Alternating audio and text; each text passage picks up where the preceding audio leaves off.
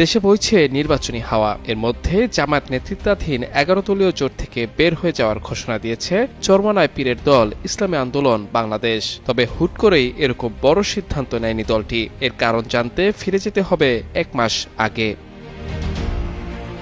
জামায়াতের সঙ্গে ইসলামী আন্দোলনের জোটে না যাওয়ার ভাবনার উদ্রেক শুরু হয় গত ৯ ডিসেম্বর, যেদিন জামায়াত আমির ডাক্তার শফিকুর রহমান ও ইসলামী আন্দোলনের আমির সৈয়দ মোহাম্মদ রেজাউল করিম একান্ত আলোচনায় বসেছিলেন। সেই আলোচনায় জামায়াত আমির দেশের একটি গণমাধ্যমের জরিপের কথা টেনে বলেন, ইসলামী আন্দোলনের ভোট 0.something। বিষয়টি একদমই পছন্দ হয়নি চরমনায় পীরের।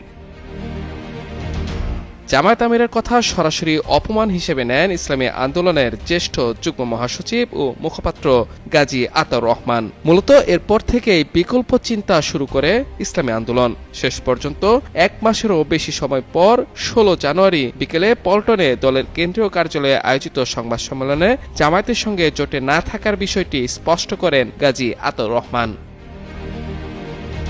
শুক্রবার দলের কেন্দ্রীয় কার্যালয়ে আয়োজিত এক সংবাদ সম্মেলনে ইসলামী আন্দোলনের মুখপাত্র মাওলানা গাজী আতাউর রহমান জোট ছাড়ার ব্যাখ্যায় জামায়াত ইসলামীর রাজনৈতিক অবস্থানের কড়া সমালোচনা করেন। এ নেতা বলেন, জামায়াত আমির ডাক্তার শফিকুর রহমান ক্ষমতায় গেলে শরিয়া আইন প্রতিষ্ঠা করবে না বলে খ্রিস্টান সম্প্রদায়ের প্রতিনিধিদের আশ্বস্ত করেছেন। ইসলামী আন্দোলনের মতে যারা প্রধান শক্তি হয়েও ইসলামের আদর্শ ও আইন থেকে দূরে সরে যায়, তাদের সঙ্গে পথ চলা সম্ভব নয়। তিনি আরো বলেন, সেদিনই সৈয়দ মোহাম্মদ রেজাউল করিম বলেছিলেন জামায়াতের মতলব ভালো না।